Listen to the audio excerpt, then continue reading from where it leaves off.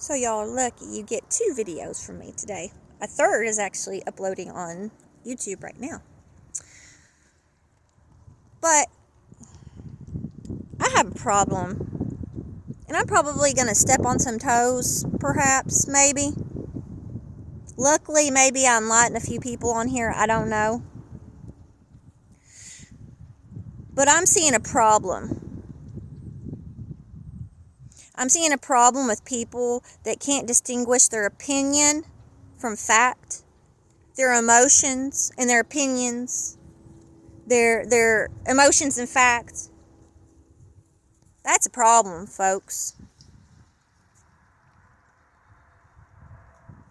So I'm going to step up here on my soapbox, and we're going to discuss this real quick. And I'm just going to let you know now, if you've got a problem with what I'm saying, just go ahead and shut this video off. Because I'm quite frankly tired of the garbage that I see on Facebook and the misinformation that's put out there regarding our country, our church, scripture, God. I'm quite tired of it. So, to go on, this woman, and I had trouble following her arguments because she was contradicting herself over and over again. And I wasn't going to point that out because I could tell that she was triggered already by something. I don't know. But I just made comment. I said, you are completely out of context with a lot of what you're saying. Okay?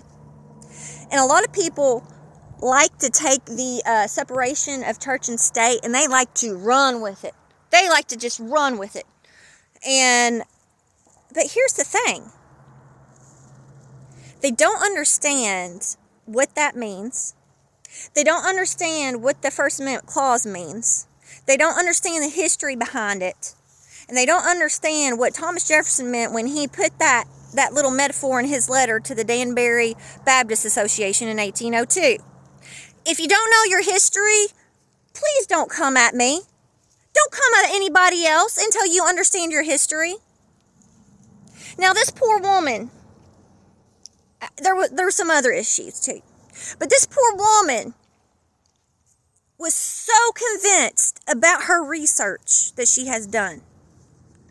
She's so convinced. I wanted to ask her, so how easy was it for you to find that information? Because I tell you what, and I'm not going to go down this road because it goes down in a rabbit hole in every different direction. And there's probably a lot of people that have a lot of questions about this topic, but I'm not going to go down that road. I'm not here for that. What I'm here to say is, don't you think your government and these other institutes and these other organizations, don't you think they're going to put some information out there, to hinder you? And what I'm talking about, they don't want you going to church. They don't want you spiritualizing your life. I could go down the fluoride conspiracy if you want, but I'll do that at a later date. And I wanted to point out to her, I wanted to say, woman, you're doing exactly what the government wants you to do. They don't want you going to church. They don't want you serving God. They don't even want you mentioning his name. And you see how that worked? You see how that worked for her? She hates the church. She hates the government. She hates the Constitution. And she wants it abolished. She wants the Constitution abolished. And I wanted to say, honey, how do you think you have the right to get on here and talk about what you want to talk about? You understand, there are so many people that are like that. They don't understand history. And then they go on and they don't understand. They want to take it a step further, and they don't understand scripture. They want to regurgitate whatever they find on the internet. And I want you to understand me when I say this. I've done a lot of research. And when I come across something that I think you all should know, that's what I put on there. But understand, there's a lot of research that backs all those posts. It's not just Rachel types into the search engine and whatever pops out first, she selects. No, I don't do that. And I have a lot of people that tell me I'm a liar. When I had my personal account, I had messages telling me that I was a liar, that I was unfaithful, that I wasn't a Christian. Part of your job is finding the truth. Part of your job is discerning false things from true things. And not everything that's put out there, and especially if History Channel has it, understand me, it's probably not true. You need to be able to fish through all that information and pick out what is true and what is not. Because I guarantee there's organizations and 3-letter agencies that put information out there to dissuade you from certain things. You have to be smarter than those people. And this poor woman, she's relying on her psychological or her psychology research that she's done to be her authority in her discernments. You know, because the government would never put a psyop out there, would they? And you know, with the information they put out there, there's always a little inkling of truth that you've got to find. But my problem right here is people that want to assert their own morals. And that's the issue that I have. They make themselves God instead of relying on Scripture that God has given us.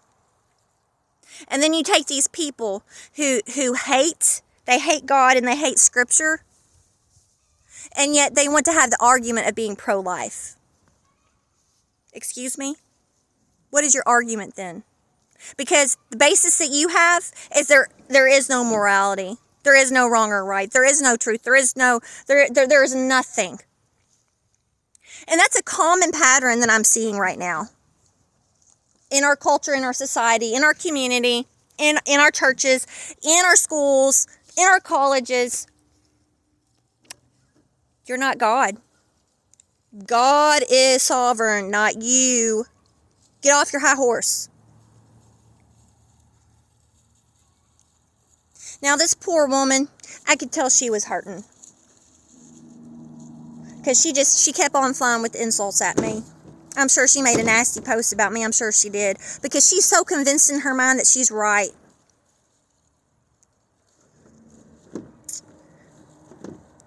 And you know what she wanted? Do you know what her solution to abortion was? That all the men get vasectomies. And that will clear it right up. There's no moral issues. It's just a physical one, right? Wrong. I don't know about you, but I don't think I'd want somebody like that in our government making decisions. Heck, I don't want half the people in the government making decisions. You know, we're going down, we're running over a cliff as it is. But to think that without Scripture, without the Bible, that we can make moral decisions, we're heading down a dark road. Dark road. So, I'm going to step down from my soapbox. And I want you to look that up. I want you to look up separation of church and state. I want you to look up what Thomas Jefferson had to say and why he had to say it. Why that little clause is in the First Amendment. And then, I want you to think about what our Constitution in our country would be without the foundation of Scripture.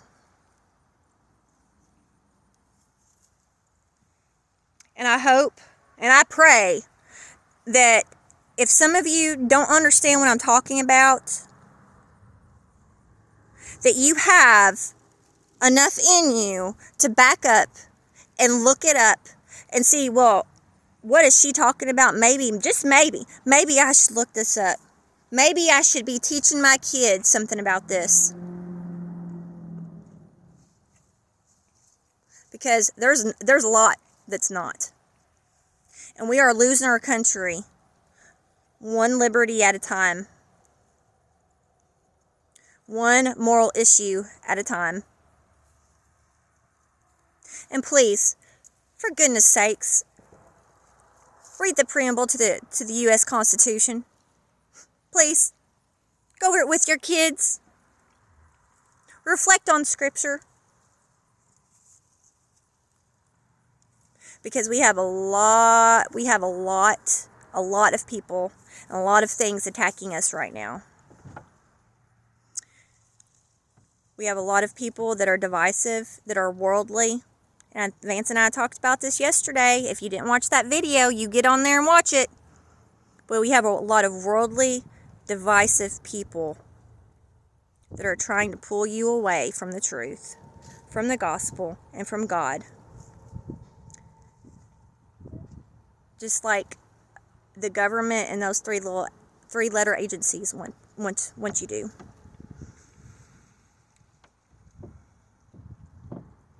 So, I've got things to do. I hope you all have a great rest of your day. I promise this is the last video for today. I'm tired. I'm exhausted. I've got to go fix lunch. So, what do you all think about it? Do you know how to correctly interpret separation of church and state? Do you know what our country is founded upon in the Constitution? Do you know church history? There's a lot of people, a lot of Christians that go to church every Sunday, every week, and they don't know church history.